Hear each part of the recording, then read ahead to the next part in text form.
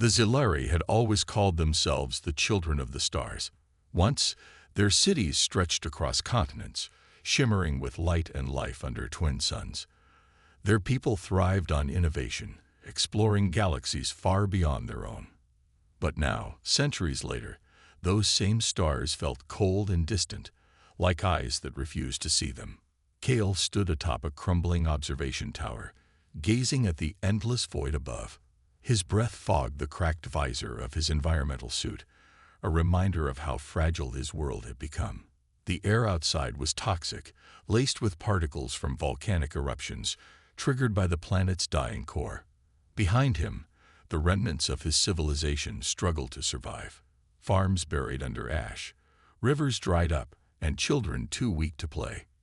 Kale, came a soft voice through his earpiece. It was Kayla, the leader of what remained of the Zilari. Her tone carried both authority and exhaustion. "Have you found anything?" "Not yet," Kale replied, adjusting the controls on his scanner. He'd been searching for weeks, scanning every frequency within range, hoping to find something, anything, that could give them hope. Most days, all he heard was static and silence. But today was different. A faint pulse flickered on the screen, barely noticeable against the background noise. Kale froze, leaning closer to inspect it. The signal wasn't random. It repeated in patterns, almost rhythmic. Could it be natural? A cosmic phenomenon? Or, "Kyla," he said, excitement creeping into his voice despite himself. "I think I've got something." Within minutes, Kyla joined him, her slender frame weighed down by years of hardship. She peered over his shoulder, her golden eyes narrowing as she studied the readings. "It's not one of ours," she murmured, "and it's coming from deep space." They brought the data back to their makeshift lab, a hollowed-out cave reinforced with salvaged metal. There, Kale worked tirelessly, filtering out interference and isolating the signal. What emerged left them stunned. Fragments of music drifted through the speakers, haunting melodies unlike anything they'd ever heard. Then came bursts of spoken words, incomprehensible but undeniably alive. Images followed, bright flashes of landscapes, strange creatures walking upright, machines soaring through skies. "It's intelligent," Kyla whispered, sitting heavily on a nearby stool. "Another species. Out there." Kale nodded, his mind racing. Whoever, or whatever, they were, they seemed unaware of the Zilari's plight.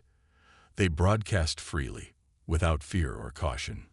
For the first time in decades, Kale felt a spark of something he thought he'd lost forever. Curiosity. "We need to respond," he said firmly, turning to face Kyla.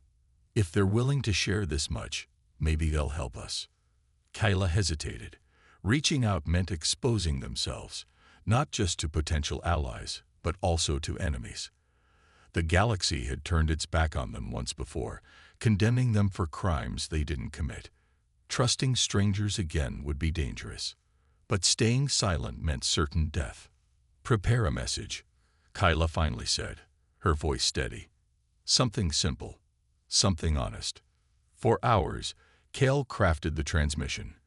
When it was ready, he pressed the button, sending their plea hurtling into the cosmos. "We are here. Do you hear us?" As the signal disappeared into the vast unknown, Kale couldn't shake the feeling that their fate now rested in hands they couldn't see, hands that might save them or destroy them entirely. Above, the silent stars watched, indifferent yet full of possibility. The signal from the Zilari traveled silently through the void of space, carried by invisible waves of energy. It took months to cross the immense distance between their dying world and Earth's solar system. During that time, Kale spent countless hours staring at the stars, wondering if anyone, or anything, would hear their cry for help. Each night, he replayed the message in his mind, imagining how it might be received. Would they understand? Would they care? On Earth, a group of amateur astronomers gathered in a small observatory nestled in the mountains of Chile. Among them was Dr. Elena Vega, a linguist and xenobiologist with a reputation for chasing unlikely theories. Her colleagues often teased her about her obsession with finding extraterrestrial life, but Alina didn't mind. She believed that somewhere out there, someone, or something, was waiting to connect. That evening, as the team scanned the skies for anomalies, one of the radio telescopes picked up an unusual pattern. At first, they thought it was interference from a satellite or some kind of glitch. But when the same sequence repeated itself, their curiosity turned to shock. The signal wasn't random. It was deliberate. "It's not human," Alina said, leaning over the monitor. Her heart raced as she studied the data. This is real. For weeks, the team worked tirelessly to decode the fragments. They discovered music, strange, haunting melodies, and snippets of images showing unfamiliar landscapes and structures.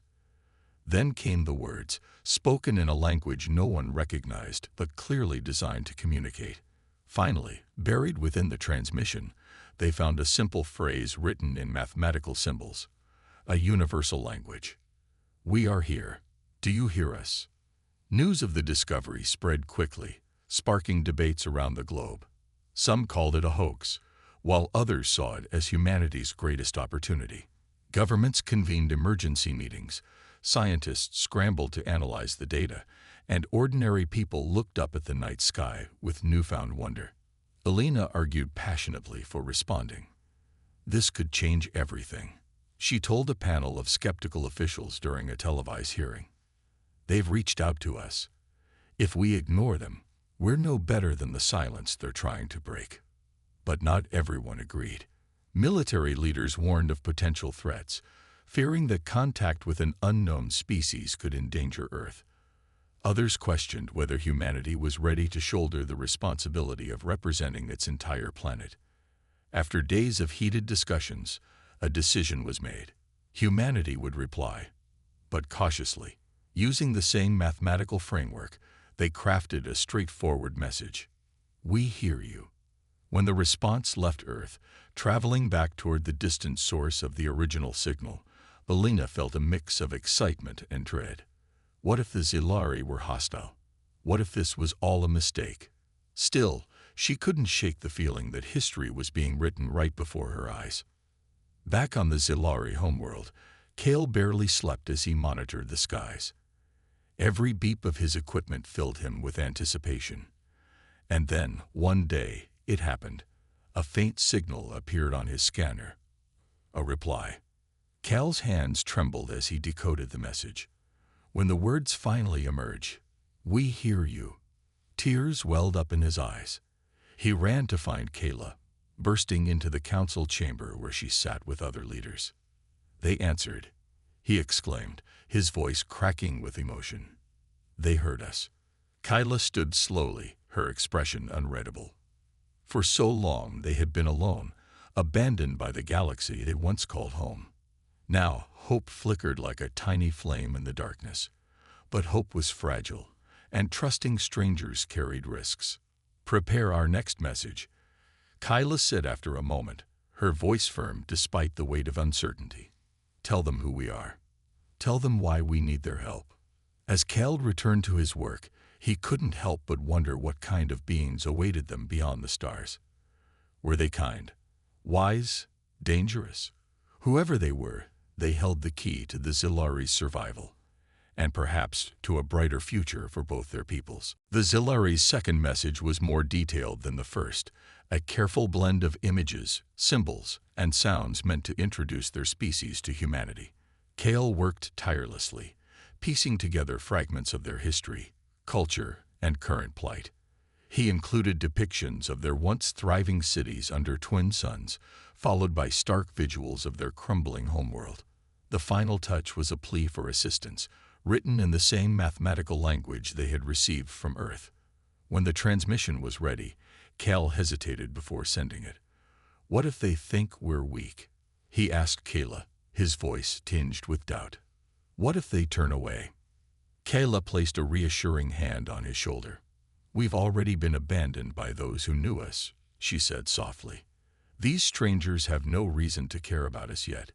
If they choose to help, it will be because they see value in unity, not weakness." With that, Kale pressed the button, sending their story into the vast unknown. On Earth, Elena Vega stood in front of a room filled with scientists, government officials, and reporters. The atmosphere was tense. Everyone wanted answers. When the new signal arrived, it took days to decode fully. What emerged was both heartbreaking and awe-inspiring. The Zilari weren't just reaching out. They were sharing their soul. Elena projected the images onto a large screen during a global conference. There were scenes of towering crystalline buildings bathed in golden light, contrasted with desolate landscapes choked by ash and smoke. Music played in the background, melancholic yet hopeful. And then came the plea. Our world is dying. We seek your understanding. Can you help us? The room fell silent as the weight of the message sank in. For many, it was impossible not to feel empathy.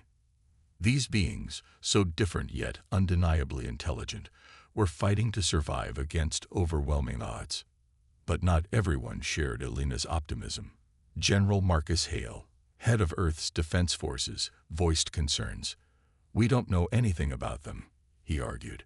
They could be using this as a cover to exploit us, or worse, invade.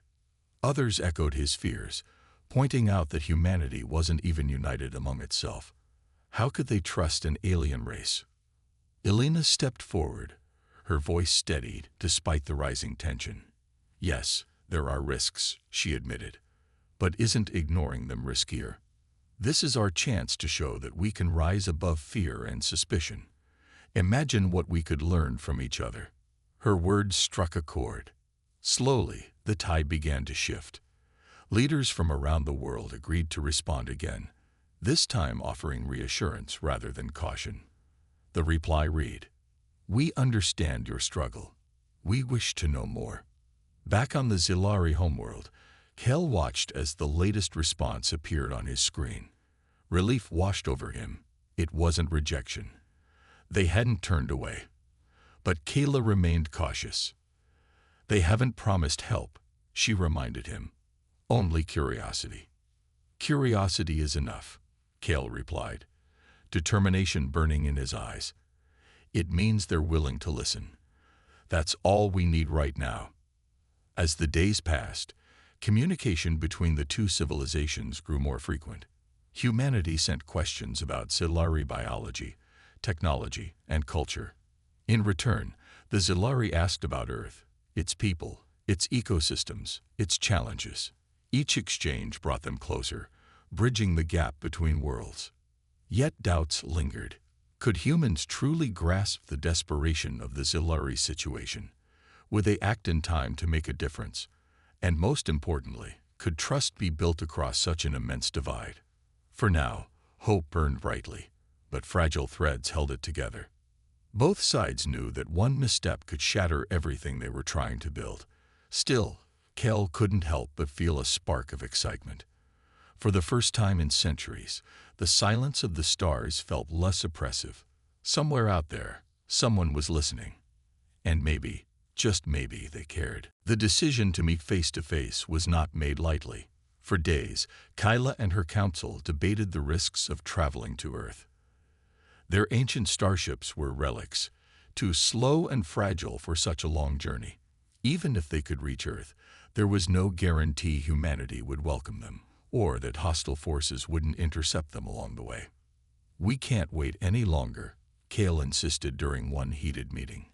"Every day we delay, our people grow weaker. If we want their help, we have to show them we're serious." Kyla sighed, rubbing her temples. She knew he was right, but the thought of sending her people into the unknown filled her with dread. "Then what do you propose?" she asked. "How do we get there in time?" Kale hesitated before speaking. His idea was risky, dangerously so, but it might be their only chance. "The wormhole generator," he said finally. "It's experimental, untested, but it could shorten the journey from decades to weeks." The room fell silent. The wormhole technology had been abandoned years ago after catastrophic failures during early trials. Opening a stable portal through space-time required immense energy and precision, resources they barely had. Yet the alternative was staying behind and watching their civilization fade into oblivion. "Prepare it," Kyla ordered after a long pause. Her voice carried both resolve and resignation. "But we'll send only a small group, enough to represent us, but not so many that losing them would destroy us." Over the next few weeks, the Zilari worked tirelessly to construct a vessel capable of surviving the unstable passage. The ship, named Orion, Hope in their language, was tiny compared to the grand cruisers of their past. Its sleek design housed advanced shielding systems scavenged from old warships, as well as life support units powered by dwindling reserves. Kale volunteered to lead the mission, joined by Kayla herself, who refused to let her people face uncertainty without her.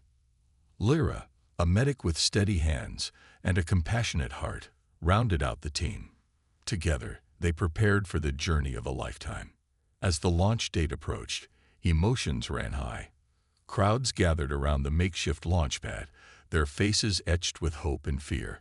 Children waved colorful banners, while elders whispered prayers to the twin suns above. When Kale addressed the crowd, his voice trembled with emotion. "This isn't just about us," he said, standing atop the Orion. "It's about proving that even in the darkest times, we can find light together. No matter what happens, remember this: we tried." When the engines roared to life, the ground shook beneath their feet. The Orion ascended into the toxic sky, leaving trails of fire in its wake. Inside, the crew braced themselves as the ship approached the coordinates for the wormhole activation. "All systems ready," Kale announced, gripping the controls tightly. "Activating sequence. Now." A blinding flash erupted outside the viewport as the wormhole tore open, a swirling vortex of blue and white energy. The ship lurched forward, pulled into the chaotic maw. Alarms blared as gravitational anomalies battered the hull, threatening to tear it apart. Lyra clung to her seat, her knuckles white, while Kyla closed her eyes, murmuring words of strength to herself. For what felt like an eternity, the Orion tumbled through the void, battered but intact. Then suddenly, the chaos subsided. The ship emerged on the other side, surrounded by the cold beauty of deep space. "We made it," Kale breathed, staring at the unfamiliar stars ahead. Somewhere among them lay Earth and the fragile hope of salvation. But the hardest part was yet to come. The Orion drifted silently through the vast expanse of space, its damaged systems flickering as it approached the outskirts of Earth's solar system. Kale stared out the viewport, his golden eyes wide with wonder and apprehension. The blue-green orb ahead was unlike anything he had ever seen, a vibrant jewel suspended in the void, teeming with life. It was beautiful, but also intimidating. This world held their last hope. As they neared Jupiter, alarms sounded. A fleet of human spacecraft emerged from behind one of the gas giant's moons, surrounding the Orion. Their sleek designs shimmered under the distant sunlight, weapons trained cautiously on the alien vessel. Cal's heart raced. "They found us," he said, his voice tight. Kyla stepped forward, her expression calm despite the tension. "Let's show them we mean no harm." She activated the ship's communication system, broadcasting a pre-recorded message Elena had helped them prepare during earlier exchanges. It was simple: "We come in peace. We seek understanding." For several agonizing minutes, there was no response. Then, a human voice crackled over the speakers. It was warm yet cautious. "This is Commander Rachel Hayes of the United Earth Space Coalition. Identify yourselves and state your intentions." Kale took a deep breath before replying. "I am Kale, representative of the Zilari people. We have traveled far to meet you. Our intentions are peaceful. Please, let us speak." After a brief pause, the commander responded, "Hold your position. We will escort you to a secure location for further discussion." The Zilari exchanged uneasy glances. Escort or detain? They couldn't be sure, but they had no choice but to comply. As the human ships guided them toward Earth, Kale noticed something remarkable. The humans' vessels moved with precision and coordination, a stark contrast to the chaos of their own journey. Despite their fear, he felt a flicker of admiration. When the Orion entered Earth's orbit, the crew gazed down at the planet below. Swirling clouds, sprawling continents, and endless oceans stretched across the surface. For Lyra, who had only known ash-choked skies and barren wastelands, it was overwhelming. "It's alive," she whispered, tears welling up in her eyes. Their ship docked at an orbital station called Haven 7, designed specifically for extraterrestrial encounters. When the airlock opened, the Zilari stepped into a large chamber filled with humans wearing protective suits. Among them stood Dr. Elena Vega, her face lighting up with excitement as she approached. "Welcome," she said gently, bowing slightly to show respect. "You've made history today." Kale hesitated, unsure how to respond. The humans looked so different, taller, more robust, their skin tones varying widely. Their movements were confident, almost aggressive compared to the delicate grace of the Zilari. But what struck him most was their eyes. They brimmed with curiosity, much like his own. Initial interactions were tense. Misunderstandings arose quickly. When Kyla extended a hand in greeting, some humans flinched, mistaking the gesture as hostile. Similarly, when a soldier raised his weapon slightly to adjust its settings, Kale instinctively backed away, fearing an attack. Elena intervened each time, using carefully chosen gestures and symbols to bridge the gap. "They're afraid of us," Kyla murmured to Kale later, as they rested in a temporary habitat prepared for them. "Just as we're afraid of them." "But they haven't turned us away," Kale replied, determination flickering in his voice. "That means something." Over the next few days, trust began to grow, however fragile. Humans marveled at the Zilari's advanced energy manipulation techniques, while the Zilari learned about humanity's resilience and adaptability. Slowly, barriers began to fall. Elena introduced the aliens to Earth's music, art, and languages, finding common ground in shared emotions like joy and sorrow. Yet doubts lingered. Hostile factions within Earth's governments watched the alliance warily, plotting ways to exploit the Zilari's technology for their own gain. For now, though, the bond between species grew stronger, fueled by mutual curiosity and the faint promise of a brighter future. As Kale looked out at Earth once more, he allowed himself a small smile. Against all odds, they had taken the first step toward connection, and perhaps salvation. The days that followed were a whirlwind of discovery and adaptation. Inside their temporary habitat aboard Haven 7, the Zilari marveled at humanity's ingenuity while grappling with the harsh realities of Earth's environment. The air was too dense for their delicate lungs, the gravity heavier than they were accustomed to, and even the food, offered as a gesture of goodwill, was toxic to their physiology. Yet, despite these challenges, the humans worked tirelessly to accommodate them. Dr. Elena Vega became their guide, spending hours explaining Earth's ecosystems, cultures, and history. She showed them images of bustling cities, serene forests, and vast oceans, painting a picture of a planet teeming with life yet burdened by its own struggles. "We're not perfect," she admitted during one conversation. "We fight wars, exploit resources, and harm our own world. But we also dream, create, and rebuild." Kale listened intently, his mind racing with possibilities. If humanity could overcome such flaws, perhaps there was hope for the Zilari too.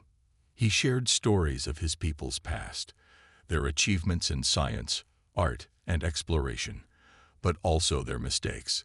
The plague accusation that led to their abandonment had been based on fear and misinformation, much like the conflicts Elena described on Earth. Hearing this, she nodded thoughtfully. "We have something in common," she said. "Both our worlds are shaped by fear, but maybe together we can find a way forward." Meanwhile, Lyra spent her time studying human medicine, fascinated by how differently their bodies functioned. With Elena's help, she learned about treatments for diseases, surgeries, and genetic engineering. In return, she introduced the humans to Zilari healing techniques, which relied on energy manipulation rather than invasive procedures. Though skeptical at first, the human doctors began to see value in combining their methods. However, not everyone welcomed the alliance. General Marcus Hale, head of Earth's defense forces, viewed the Zilari with suspicion. During a closed-door meeting, he argued that their advanced technology posed a threat. Their energy systems could power weapons capable of destroying entire cities, he warned. What happens when they decide to turn against us? Alina countered him fiercely. They're dying, General. Their world is collapsing. They came here seeking help, not conquest. Turning them away, or worse, exploiting them, would make us no better than those who abandoned them. Her words resonated with some, but others remained unconvinced. Tensions simmered beneath the surface, threatening to boil over. Back in the habitat, Kyla noticed the strain on her team. Kel rarely slept, consumed by worry about what might happen next. Lyra grew quieter, struggling to process the hostility they faced. One evening, as they gathered around a holographic display showing Earth's night sky, Kyla spoke softly. "I know this is hard," she said, "but remember why we're here. Not just for ourselves, but for everyone back home. We carry their hopes with us." Her words brought a renewed sense of purpose. The next day, Kale presented an idea to Alina, sharing sustainable technologies developed by the Zilari. These innovations could purify water, generate clean energy, and restore damaged ecosystems, all things Earth desperately needed. Alina's eyes lit up. "This could change everything," she said, "for both our worlds." But implementing the plan wouldn't be easy. Rogue elements within Earth's government saw the Zilari's technology as a weapon, not a gift. Secret operations began to unfold, aimed at stealing data from the Orion. When Kale discovered traces of unauthorized access to their systems, panic set in. "They're betraying us," he whispered to Kyla, his voice trembling with anger and despair. Kyla placed a hand on his shoulder, her expression resolute. "Then we must remind them of who we are, and why we're here." As tensions mounted, the fragile bond between species faced its greatest test yet. Could trust survive betrayal, or would fear tear them apart before they could truly unite? The betrayal came swiftly and silently. In the dead of night aboard Haven 7, a covert team of operatives infiltrated the Zilari habitat. Their mission was clear: extract data from the Orion's systems without detection. The stolen information would grant Earth's military access to the Zilari's advanced energy manipulation technology that could tip the balance of power in humanity's favor. Kale had been monitoring the ship's systems obsessively since noticing anomalies days earlier. When alarms blared softly in his quarters, he bolted awake, heart pounding. "They're here," he whispered, rushing toward the docking bay where the Orion rested. By the time he arrived, the intruders were already inside the vessel, their movements swift but clumsy in the low gravity. Kale activated the ship's emergency protocols, sealing off sections of the Orion to trap them. But as he moved to secure the core chamber, the heart of their technology, a figure emerged from the shadows, grabbing him by the arm.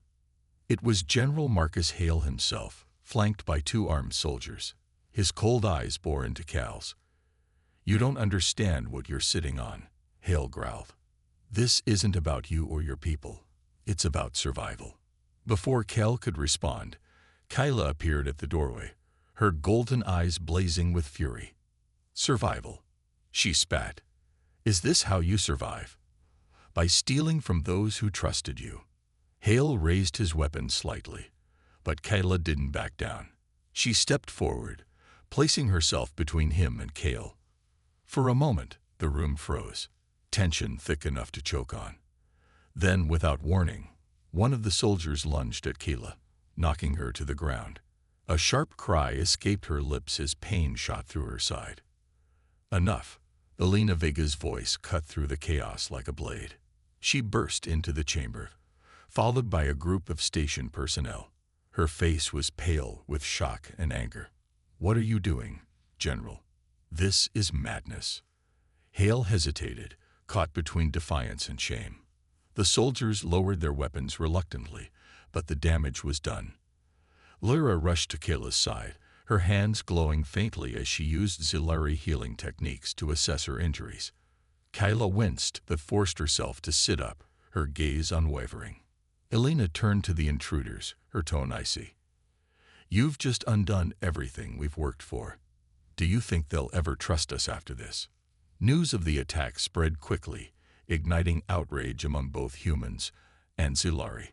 Footage of the incident, recorded by security cameras Elena had secretly installed, went viral across Earth's media networks. Images of Kayla being struck down shocked viewers worldwide. Protests erupted outside government buildings, demanding justice for the Zilari. Hashtags like #StandWithZilari trended globally, uniting people in solidarity. Elena became the face of the movement, speaking passionately before the United Nations. "We cannot claim to represent humanity while acting out of fear and greed," she declared. "These beings came to us in peace, offering hope when we thought none existed. Will we repay them with betrayal or unity?" Inspired by her words, thousands gathered outside Haven 7, holding signs and chanting slogans. Among them were scientists, artists, activists, and ordinary citizens, all united by a shared belief in cooperation over conflict. Inside the station, Kayla addressed her team, her voice steady despite her injury. "They've shown us who they truly are," she said. "Not all humans are like these attackers. Many have stood with us, risking everything to defend our cause." Kale nodded, determination burning in his eyes. "Then let's show them who we are. Let's prove that even in the face of betrayal, we can still choose trust." Together, the Zilari and their human allies staged a symbolic protest.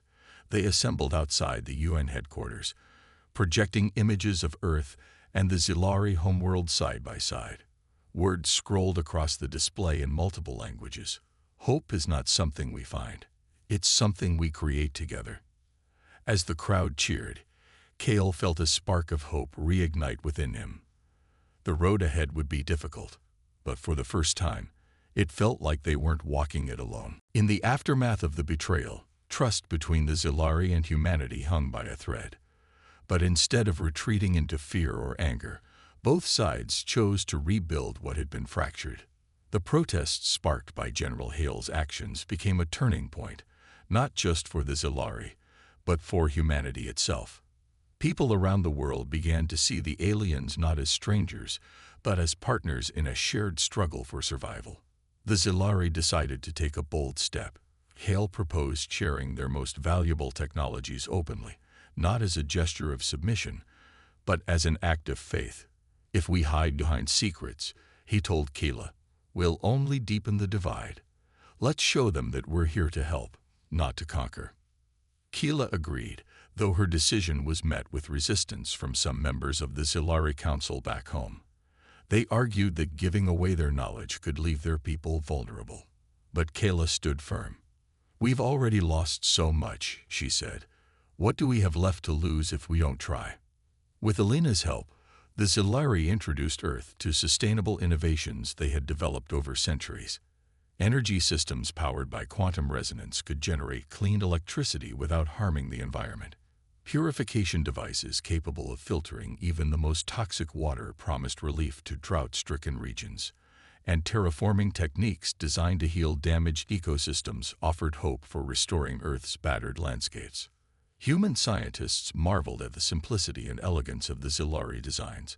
What struck them most was how these technologies prioritized harmony with nature, a stark contrast to humanity's often destructive methods.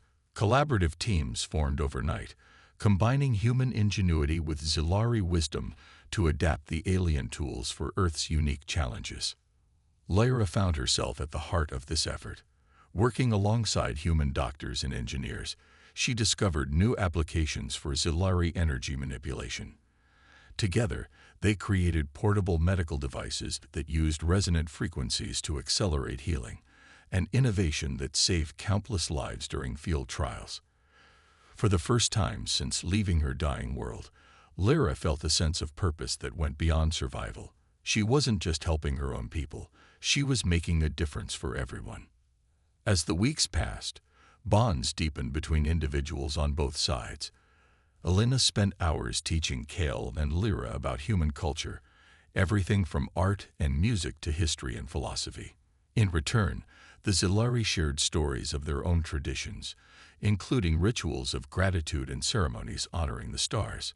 One evening, under the simulated night sky inside Haven 7, Elena played a recording of Beethoven's Ode to Joy. Tears streamed down Lyra's face as she listened, moved by the raw emotion in the symphony. "It's beautiful," she whispered, "but it's also sad, like it carries pain and hope together." Elena smiled. "That's humanity in a nutshell. We're messy, imperfect, but we keep trying." These exchanges fostered mutual respect and understanding, yet challenges remained. General Hale and his faction continued to oppose the alliance, spreading fear through propaganda campaigns. They claimed the Zilari were manipulating humanity, using their technology as a Trojan horse. While many dismissed these accusations as baseless, they sowed seeds of doubt among some communities. Despite this, the tide of public opinion shifted overwhelmingly in favor of the Zilari. Ordinary citizens rallied around the cause, organizing fundraisers, awareness campaigns, and cultural exchange programs. Schools began teaching children about the importance of interstellar cooperation, while artists painted murals depicting humans and Zilari standing side by side. One day, as Kale looked out at Earth spinning below, he turned to Kayla. "Do you think we can really change things?" he asked. Kayla placed a hand on his shoulder. "We've already started. Hope isn't built in a day. It grows slowly, like roots reaching into soil. And right now, those roots are taking hold." For the first time in years, Kale allowed himself to believe that their journey might lead somewhere meaningful, not just for the Zilari, but for all life in the cosmos. Word of humanity's alliance with the Zilari spread far beyond Earth, carried by automated probes and intercepted communications. It wasn't long before hostile factions within the galaxy took notice. The Zilari had been abandoned centuries ago for a crime they didn't commit, a convenient lie perpetuated by powerful empires eager to seize their resources. Now, seeing them forge ties with Earth, those same forces saw an opportunity to silence them once and for all. One evening, as Kale monitored deep space signals from Haven 7, his screen lit up with an ominous warning. A massive armada was approaching Earth's solar system. Hundreds of warships bearing the insignia of the Galvex Consortium, one of the galaxy's most ruthless regimes. Their message was chillingly clear: cease your association with the condemned. Surrender the Zilari or face annihilation. Cal's blood ran cold. "They found us," he whispered, rushing to alert Kayla and Elena. When the news reached Earth's leadership, panic rippled through governments worldwide. General Hale, still bitter about the failure of his covert operation, argued for immediate surrender. "We can't fight them," he snapped during an emergency meeting. "Their weapons could obliterate us in seconds." Elena slammed her fist on the table, her voice sharp with defiance. "And if we hand over the Zilari, what then? Will you sleep at night knowing you betrayed the very ideals humanity claims to stand for?" The room fell silent. Kayla stepped forward, her golden eyes blazing with quiet strength. "You don't owe us anything," she said firmly. "If protecting your world means letting us go, we'll leave without hesitation." "No," Kale interrupted, shaking his head. "We came here seeking hope, not to bring destruction.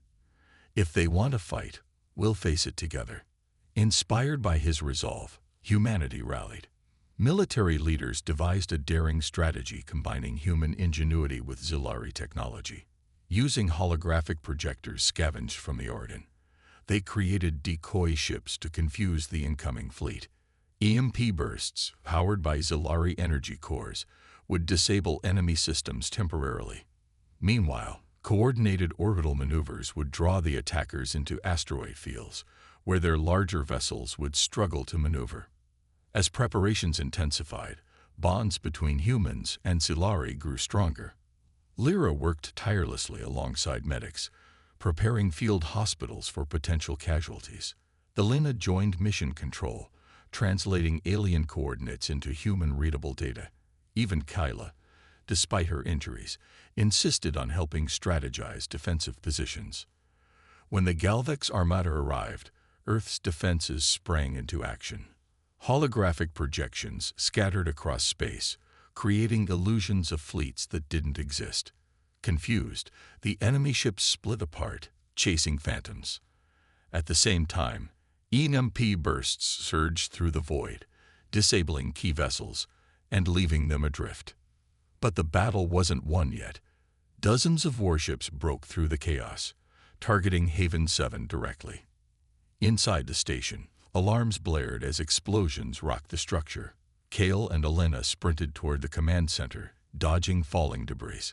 "We need to stabilize the core," Elena shouted over the din.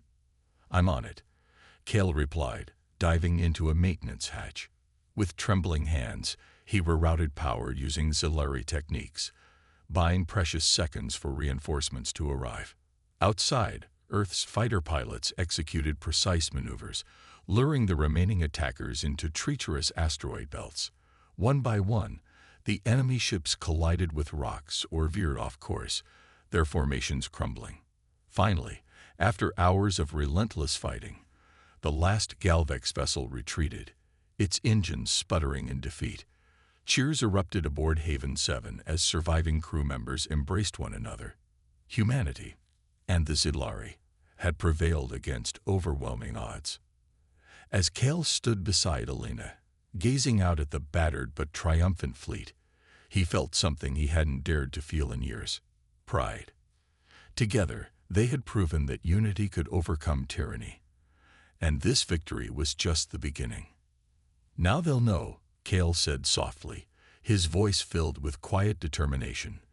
"They'll know we're not alone anymore." The victory over the Galvex consortium sent shockwaves through the galaxy. For centuries, the Zilari had been silenced and shunned, their voices drowned out by fear and greed.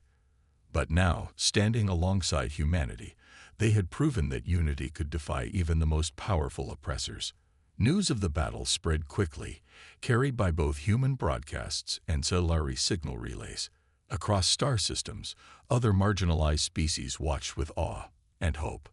On Earth, celebrations erupted in every corner of the globe. Cities lit up with fireworks, streets filled with cheering crowds, and screens displayed images of humans and Zilari side by side. The message was clear: humanity wasn't just surviving. It was thriving because it chose compassion over fear. Even skeptics like General Hale were forced to admit that the Alliance had saved them all. For Kale, the moment felt surreal. He stood on a balcony overlooking Central Park, where thousands had gathered for a massive festival celebrating the newfound peace. Children ran around waving makeshift flags adorned with twin suns, the symbol of the Zilari homeworld, while musicians played melodies blending human instruments with Zilari harmonics. Beside him, Elena smiled warmly. "You did this," she said softly. "You brought us together." Kale shook his head. "No," he replied. "We did it. All of us." Inside the United Nations headquarters, Kyla delivered a speech that resonated far beyond Earth's borders. Standing before world leaders and representatives from various human organizations, she spoke not just as a leader of her people, but as a voice for anyone who had ever been abandoned or oppressed. "For too long, we've let fear divide us," she began, her voice steady yet filled with emotion. "Fear of the unknown, fear of difference, fear of change. But today we stand united, not because we are the same, but because we choose to see our shared humanity, our shared purpose. Hope is not something we find, it's something we create together." Her words sparked a movement.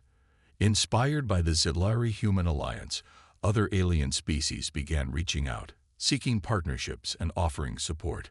Rogue planets once left to fend for themselves found allies willing to share resources and knowledge.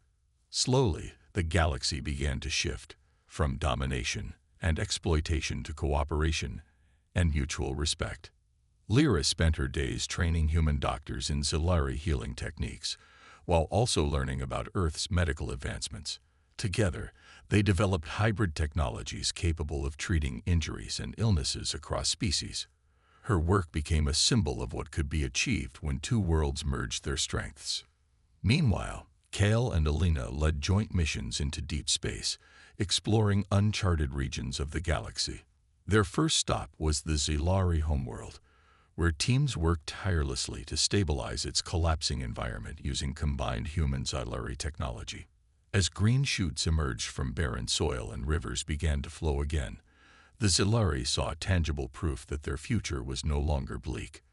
But perhaps the greatest triumph came when the galactic powers that had once condemned the Zilari issued an unprecedented apology. Facing mounting pressure from other species emboldened by Earth's example, they acknowledged their role in abandoning the Zilari and pledged aid to help rebuild their civilization. As the years passed, humanity and the Zilari grew inseparable, bound by trust forged in fire. They launched new ships, designed to explore the cosmos together, carrying ambassadors from both worlds. Each vessel bore a plaque inscribed with Kyla's final words to the UN. Hope begins when we dare to reach out. Under twin suns and beneath Earth's blue skies, a new chapter unfolded, a story of courage, connection, and endless possibility. And though challenges lay ahead, one truth remained certain: united, they could face anything. As Cal gazed at the stars one last time, he whispered to himself, "We're not alone anymore."